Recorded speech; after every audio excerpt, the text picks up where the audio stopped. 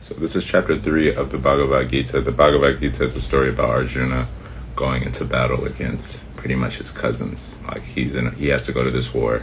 Krishna is his charioteer and kind of giving him advice on this journey in the war. The chapter 3 is about karma though. So in this chapter, it's pretty much talking about sacrifice and how sacrifice is pretty much reciprocity between the humans and the gods, and that the gods have to do certain things in order to keep the universe afloat, and we have certain karmic duties in order to keep society afloat type shit. So it's talking a lot about sacrifice, a lot about detachment and doing things without the concern of the result, but for the well-being of the world type shit. So verse 6, when he quells his senses with his mind and undertakes an act of yoga with his powers of action, unattached, he is supreme. Quells his senses with his mind, senses, lust, anger, greed. When you quell those senses and undertake an act of yoga with his power of actions, unattached.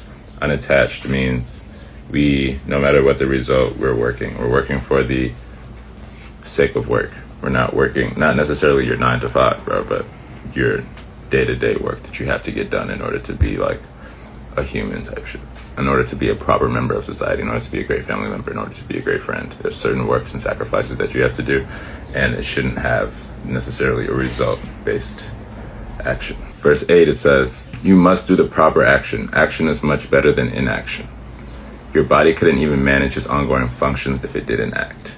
I think some of us don't act out of fear and out of maybe not knowing this or not wanting to be in the unconditional. This world is bound by karma, save for works whose aim is sacrifice. With that aim, carry out your action from attachments freed. We're just working free of attachments. When you are fostered by the sacrifice, the gods will surely grant the feast you wish for. Renunciation, doing things you might not want to do at the time, but you know is necessary for the betterment of the shit. They also talk about how you aren't the doer a lot. The source of action is Brahman. Brahman is just God, necessarily source, nature, right? So the source of action is nature, you can say. Nature arises from the indestructible, so it's infinite. That's how sacrifices establishes forever. Brahman pervading all.